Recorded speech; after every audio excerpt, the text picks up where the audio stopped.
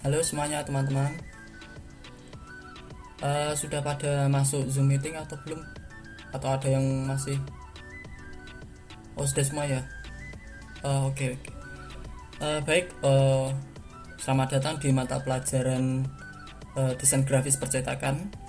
Eh, untuk mengawali pembelajaran pada pagi hari ini, alangkah baiknya kita berdoa terlebih dahulu supaya pembelajaran di kali ini dapat diserap secara maksimal, dan juga ilmu yang kita dapatkan di pagi hari ini bisa bermanfaat untuk kedepannya gitu. Oke.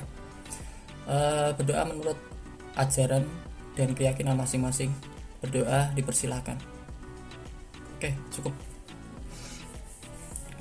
Pagi semuanya, gimana kabarnya? Cukup cukup sehat ya. Oke. Ya, meskipun di pandemi kali ini kita harus tetap belajar maksimal, dan juga kita harus tetap semangat untuk menuntut ilmu, karena kita sebagai kaum berpendidikan ya, tentu tugas wajib kita yaitu untuk menuntut ilmu gitu. Oke, jadi sebelum memulai pembelajaran pada pagi hari ini, saya ingin menyampaikan beberapa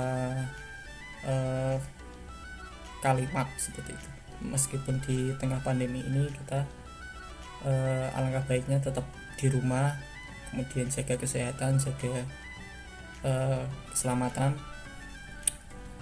Keluarlah kalau ada kepentingan yang mendadak begitu atau wajib. Jadi seperti itu. Pada pertemuan kali ini kita akan mempelajari yang namanya tipografi. Nah, saya akan bagikan presentasinya seperti ini. Nah, untuk kurikulum dasarnya kita akan mempelajari yang namanya menerapkan tipografi sesuai fungsinya gitu. Kemudian yang kedua yaitu kita akan melakukan desain tipografi, tentunya menggunakan software desain grafis. Itu untuk kurikulum dasarnya. Kemudian ada indikator pencapaiannya. Nah, pada pertemuan kali ini kita akan menjelaskan yang namanya tipografi. Nah, tipografi itu ada berbagai macam aspek yang mesti kita pelajari. Di antaranya yaitu kita belajar sejarah tipografi, kemudian ada pengertian tipografi itu sendiri. Kemudian yang ketiga itu ada jenis-jenis huruf, jenis-jenis karakter seperti itu. Kemudian yang keempat yaitu mengidentifikasi teknik-teknik dasar dari tipografi itu sendiri. Oke, itu untuk indikator pencapaiannya. Kemudian tujuan pembelajarannya tidak lain dan tidak bukan yaitu kita menerapkan prinsip-prinsip tipografi yang ada di sekitar kita tentunya. Kemudian dengan mempelajari itu semua kita dapat berpikir kritis maupun kreatif untuk pengaplikasiannya agar prinsip tipografi yang dapat kita sampaikan itu maknanya tersampaikan seperti itu. Baik, yang pertama kita akan mempelajari pengertiannya itu sendiri. Coba saya ingin bertanya kepada diantara kalian. Coba Mas Rizky, coba jelaskan apa yang dimaksud tipografi itu sendiri gitu. Ya, intinya tipografi itu suatu ilmu dalam memilih dan menata huruf dengan pengaturan penyebarannya pada ruang-ruang yang tersedia. Nah, pada intinya tipografi itu merupakan sebuah seni, sebuah karya dari grafis. Nah, dihususkan untuk mengatur sebuah tata letak dari penggunaan huruf dan karakter seperti itu. Nah, kenapa kita harus mempelajari yang namanya tipografi? Untuk menyampaikan sebuah informasi kepada penerima, tentunya kita harus mengenal dari prinsip-prinsipnya. Kemudian suatu informasi itu kan dapat dilihat dari berbagai macam dimensi begitu. ada yang berupa teks, ada yang berupa gambar, kemudian ada yang bersifat suara seperti itu.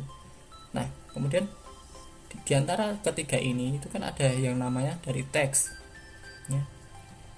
Sebuah penyampaian teks itu mau bentuknya verbal maupun non verbal, itulah yang dinamakan tipografi seperti itu.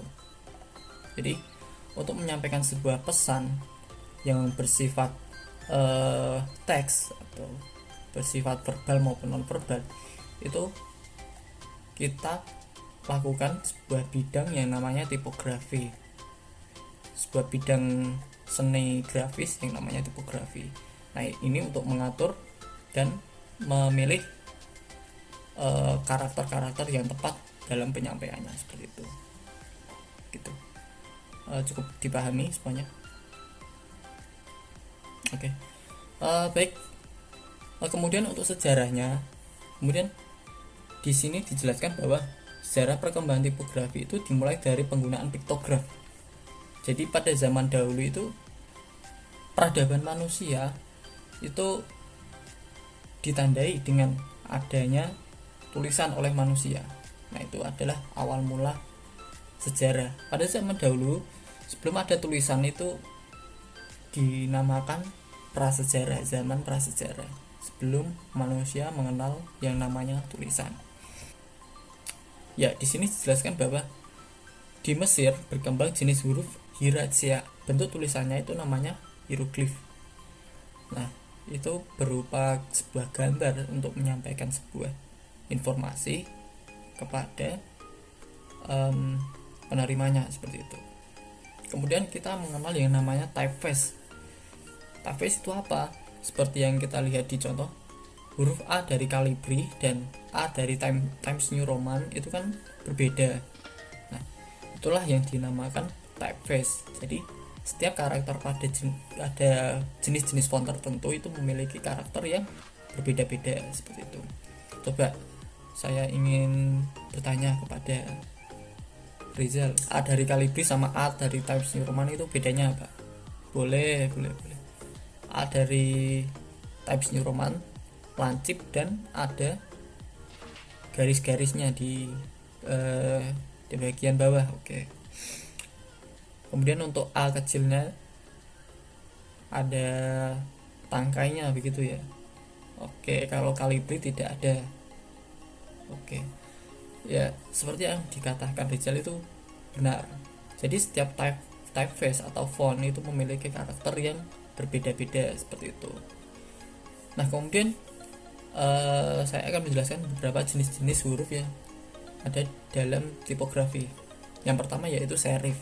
Seperti yang kita lihat sebelumnya, jadi font yang bertipe serif itu memiliki sirif seperti yang tadi Times New Roman tadi. Itu kan di bagian bawahnya itu ada kayak garisnya gitu, ada kakinya. Ya, seperti yang kita lihat di contoh ini serif menggunakan Times New Roman gitu.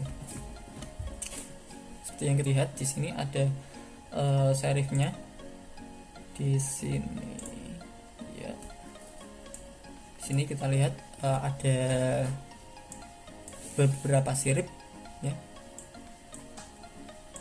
Ini yang namanya sirip. Nah, gunanya untuk apa? Untuk kesan yang ditimbulkan adalah sifat klasik, anggun, lemah, gemulai, dan feminim. Jadi seperti itu. Karena bersifat klasik, anggun, lemah, gemulai, dan feminim, jenis font serif ini memiliki karakter yang formal namun dengan tetap memakai prinsip dari keindahan estetik dari jenis fontnya. Kegunaan tangkai ini, nah kalau kita perhatikan dengan adanya tangkai seperti ini, kita dapat istilahnya mengetahui lah bagaimana bentuk I, bagaimana bentuk L gitu. Contoh dari font serif itu ada berbagai macam, ada Times New Roman, ada Bodoni, kemudian ada Georgia. Oke.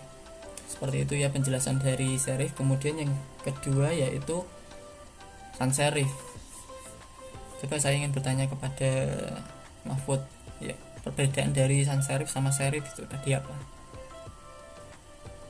Benar sekali, tidak ada siripnya. Oke, seperti yang kita lihat di contoh ini, kesan yang ditemukan dari jenis font ini yaitu modern, kontemporer, dan efisien. Kenapa bisa dikatakan efisien? Karena tidak memiliki sirip-sirip yang terhubung pada karakternya seperti itu. Nah, kekurangannya yaitu apa? Nah, kita lihat sebagai contoh ini tadi ya, I sama L. Kita lihat kalau tidak ada siripnya itu untuk membedakan huruf I sama L itu sangat sulit ya. Kemudian yang ketiga yaitu ada jenis font script. Nah, font script ini juga bisa disebut sebagai handwriting atau tulisan tangan. Jadi kesan yang ditimbulkan yaitu bersifat pribadi dan akrab. Nah, ini digunakan untuk seperti undangan pernikahan itu biasanya kan menggunakan font script ya, seperti yang kita lihat di contoh di sini I sama L. Jadi kesan yang ditimbulkan yaitu lebih anggun, lebih mewah seperti itu. Kemudian jenis yang selanjutnya yaitu dekoratif. Nah, dekoratif ini memiliki berbagai macam nama ya. Di antaranya ada modified, kemudian ada custom. Ya, dari bentuk-bentuk yang sudah ada kita kemudian menambahkan beberapa elemen-elemen tambahan untuk menciptakan sebuah font baru. Itu namanya font dekoratif. Cukup paham untuk mengenal jenis-jenis font. Oke. Kemudian nah, kita akan mempelajari teknik-teknik tipografi ini. Yang pertama yaitu legibility. Legibility itu apa? Yaitu kualitas pada huruf yang membuat huruf tersebut itu dapat dibaca. Nah, maksudnya adalah di sini kita bisa lihat bahwa ayam sama ayam ini itu berbeda penggunaan fontnya. Di sini menggunakan font dekoratif, kemudian yang ini menggunakan font sans serif.